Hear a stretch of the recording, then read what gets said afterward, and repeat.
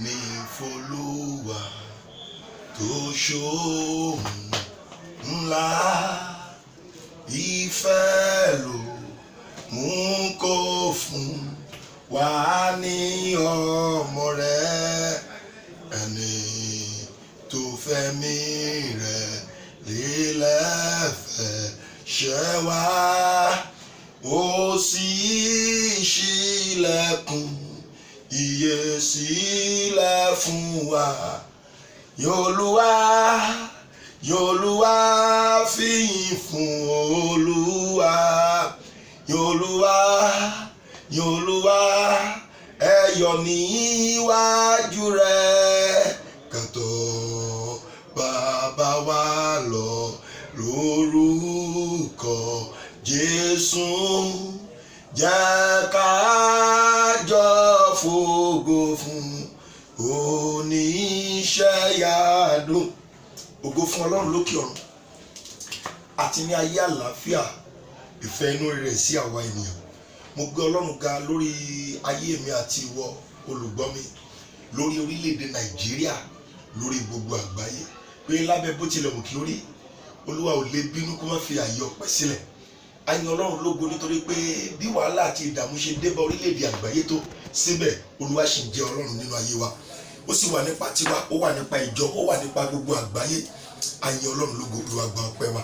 Now, arákùnrin àti arábìnrin, mo gbà ní àdúrà fún ọ wípé odi tó gbé ayé rẹ ró, àpáta tí o fi ẹ̀yìn tì, lórúkọ Jésù kò ní yẹ̀. Mo gbà ní ìgbà kejì wípé odi kan ṣó tí àwa onígbàgbọ́ àgbáyé fi ẹ̀yìn tì, odi yẹn ò ní yá dànù ní orúkọ Jésù. Nínú ìwé mímọ́, nínú ìwé Nehemiah orí 4 láti ẹsẹ̀ 1, a rí ìṣẹ̀lẹ̀ ńlá kan tó ṣẹlẹ̀ níbẹ̀ nígbà tí Nehemiah gba àṣẹ láti ààfin Ṣúṣánì láti tún ilé Olúwa kọ́ àti láti tún odi Jerúsálẹ́mù tí ó wó lulẹ̀ mọ́. Àwọn ọkùnrin 3 kan dìde, èyí tí wọ́n dárúkọ 2 nínú wọn. Orúkọ 2 tí gbogbo wa mọ̀ nínú wọn ni Sanbalati àti Tòbáyà. Wọ́n gbé ogun dìde, wọ́n wí pé odi náà kì yóò di kíkọ́, ṣùgbọ́n nípa ìgboyà Nehemiah àti nípa àṣẹ Olódùmarè, odi Olúwa tí ṣe odi Jerusalem tí ó ya nípasẹ̀ ẹ̀ṣẹ̀ odi mímọ́. Now, odi kan ya ní àgbáyé tó jẹ́ pé a ó tún mọ̀ padà nípasẹ̀ ìṣọ̀kan àti àdúrà. Odi kan ya ní àgbáyé èyí tí a ó tún mọ̀ nípasẹ̀ ọ̀rọ̀ Ọlọ́run àti àwẹ̀ àti àdúrà àti ìṣọ̀kan gbogbo àwa Kìrìsìtẹ́nì àgbáyé. Number 1 nínú odi tó ya ní odi ìwà mímọ́.